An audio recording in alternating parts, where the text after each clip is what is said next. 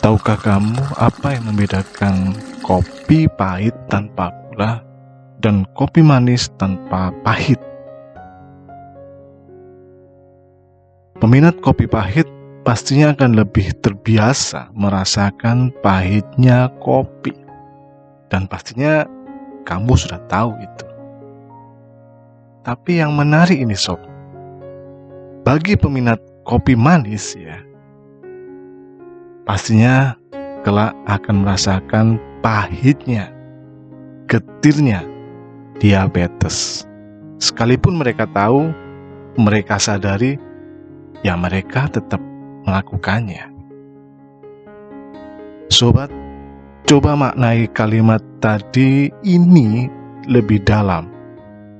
Coba sobat maknai, dengarkan, atau kemudian review lebih kembali apa yang saya katakan di awal. Cobalah maknai. Apa maksudnya? Oke lah, kita boleh memaknai apapun itu, tapi saya lebih menyukai makna ini. Dalam kehidupan ini, itu ada dua model pahit, sobat. Pahitnya karena berlatih, atau pahitnya karena penyesalan. Dan sobat dengar, kamu pilih yang mana? Kembali lagi kita di channel Cukup Dengerin Aja bersama aku, Mas Komting, selalu hadir dengan konten tentang isi buku-buku pilihan. Ya, buku-buku pilihan yang namun dibikin dan dikemas dengan sedikit cerita supaya kamu yang mungkin saat ini pengen mencintai buku, kamu peminat buku tapi males untuk membacanya, akan mudah untuk mencerna isi buku-buku ini. Oleh karena itu, supaya makin banyak buku-buku yang kita bahas di channel Cukup Dengerin Aja, maka saya enggak mewajibkan kamu untuk subscribe, sob. Bisa jadi subscribe itu pekerjaan yang berat bagi kamu. Ya, saya berharap kamu cukup mencintai buku-buku dan mengikuti terus kisah, cerita, dan semua story di balik buku-buku pilihan ini di dalam channel yang menurut kamu bisa jadi sangat dibutuhkan ini. Memang konten-konten yang saya buat ini itu dipersembahkan buat kamu, ya kamu yang pengen lebih banyak mendapatkan isi buku tapi benar-benar sangat sibuk. Sibuk dengan aktivitas yang mungkin rebahan kali ya. Atau mungkin pas kamu lagi asik-asiknya yang sibuk dengan mager gitu ya.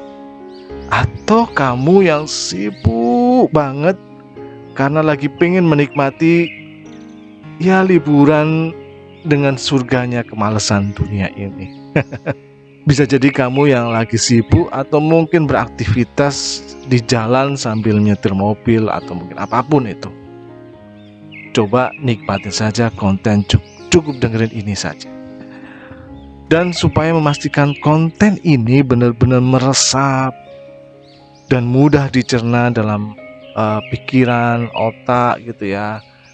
Yuk, ketika kita dengerin konten-konten ini, gunakan headset yang paling nyaman dan biar lebih asik dan lebih enak untuk merasakan gurihnya konten ini. Oke, kita langsung saja pembahasan isi bab 2 dalam buku Mantra Cover Selling ini. Kira-kira apa isi buku ini? Sobat denger, kamu pastinya punya komunitas dong dalam sebuah pertemanan gitu ya. Semisalnya kamu memiliki komunitas pertemanan yang berisi teman-teman kamu yang sobat-sobat deket kamu yang mereka itu benar-benar orangnya itu asik banget gitu, peduli banget satu sama lainnya, dan sudah sekian tahun gitu ya, sudah sekian tahun lamanya kalian itu berteman sejak lama dan sangat lama. Dan komunitas ini punya aktivitas ritual atau aktivitas rutin itu, yaitu ngumpul bareng di tiap minggunya. Tentunya saat ngumpul-ngumpul adalah momen yang paling ditunggu-tunggu oleh kamu dan sobat-sobat kamu ini. Karena saat ngumpul-ngumpul itu pastinya isinya tentang kangen-kangenan, ngobrol tentang aktivitas sehari-hari, terus pembicaraan yang berhubungan masa-masa lucunya ketika kalian sedang cupu-cupunya gitu, atau cerita tentang masa kejayaan gitu ya, masa kesuksesan kalian gitu. Dan ketika asik sedang ngobrol seru-serunya gitu ya, tiba-tiba ada orang tidak kenal gitu, tidak dikenal maksudnya, tidak dikenal nyelonong di tengah-tengah tanpa permisi, tanpa minta izin, langsung menawarkan sebuah produk. Sebut saja dia itu menjual produk panci gitu ya, panci bersama aksesorisnya kepada kalian gitu. Pancinya mas, sayang anak, saya istri, segera dibeli pancinya mas. Kira-kira tiba-tiba muncul seorang penjual panci ini di tengah-tengah obrolannya asik gitu ya. Apa yang terbayang dalam pikiran kamu? Sopan gak sih sales panci ini gitu ya? Sales panci ini menurut kamu pastinya mengganggu banget ya, gitu ya. Padahal kalian lagi asik-asiknya ngobrolin hal yang paling penting untuk komunitas kalian ini, atau obrolan yang lagi seru-serunya gitu. Tiba-tiba terputus, dibuyarkan oleh si sales panci ini. Pastinya kalian terganggu dong. Ini sales bikin bete gitu loh.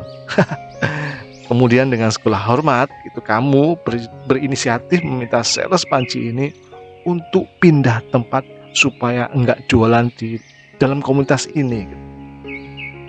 Diminta baik-baik untuk supaya jualan di tempat lain, tapi tetap saja dia membandel, tetap ngeyel gitu ya. Mau jualannya di tengah-tengah itu sambil teriak-teriak malah dengan nada yang tinggi. Beli dua dapat satu, beli satu dapat dua. Panci dengan multi benefit ini. Kira-kira ketika dia teriak-teriak gitu, perasaanmu gimana? Ya pasti semakin sebel itu. Nyebelin banget sih sales ini. Terus kemudian saat sobat-sobat kamu mulai protes, si sales panci ini justru makin mengunjak, makin menjadi-jadi jualan pancinya. Oke, apa yang kira-kira yang terjadi? Nah, sobat dengar, dengan apa yang dilakukan sales panci ini, itu pasti merusak suasana dalam komunitas. Kira-kira apa yang dirasakannya gitu? Pastinya makin marah dong, makin sebel gitu ya. Dan itu kalian pasti menganggap dia adalah seorang sales yang paling nyebelin, ultimate level. Nah, ini cerita sebenarnya bisa jadi, bisa tidak, tapi bisa jadi sering terjadi dalam kehidupan kita gitu. Nah, dan bila cerita ini benar-benar terjadi pada kamu, bagaimana perasaan kamu? Apa yang akan kamu lakukan, sob? Pasti ya marah gitu ya terhadap sales ini. Pasti bikin rasanya sebel gitu, rasanya pengen apa gitu ya sama sales ini gitu ya. Nah, coba dibayangkan kalau seandainya posisi itu dibalik, sob. Bila mana sales panci itu adalah kamu, sob. Dan semua orang menganggap kamu pastinya sales yang nyebelin. Kira-kira enak gak sih dianggap orang yang nyebelin gitu? Dan bisa jadi faktanya itu ada dalam diri kamu, adalah orang yang dianggap banyak orang sales yang nyebelin itu. Dan mungkin kamu menyangka, aku loh nggak pernah jualan dan motong di tengah-tengah orang yang sedang ngobrol. Kapan gitu ya? Coba deh, kamu cek, kamu teliti lagi, dan sedikit berpikir. Menurut kamu, ketika kamu melakukan itu di sosial media gitu ya, atau mungkin sebelumnya kira-kira pernah nggak kamu lakukan itu di sosial media? Dan kamu berpikir, menurut kamu sosial media itu apa? Facebook menurut kamu itu apa? Instagram dan TikTok itu apa? Apakah tempat jualan? Atau mungkin sosial messenger seperti WhatsApp, Telegram, itu apa? Apakah tempat jualan? Aku yakin semua orang bakal setuju bahwa sosial media atau sosial messenger itu tempat orang-orang berkomunitas, tempat orang-orang bersosialisasi.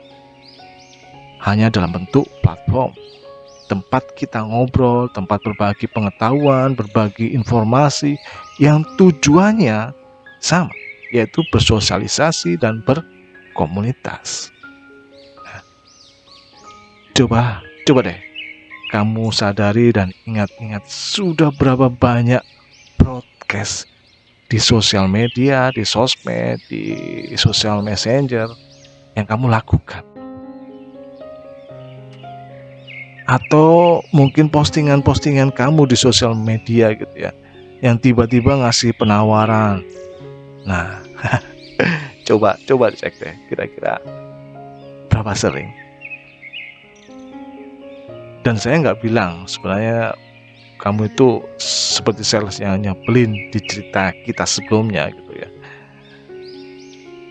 Saya hanya coba untuk berempati gitu. Ketika kamu melakukan itu gitu ya, berapa sih konversi yang kamu dapatkan? Berapa sih banyak orang yang tertarik dengan produk-produk kamu yang kamu tawarkan? Dan berapa banyak orang yang merasa postingan kamu itu nyebelin banget gitu, kamu spamming banget gitu. Ya. Nah, makanya dalam bab matra convert selling ini, hal itu sangat dilarang banget, sob.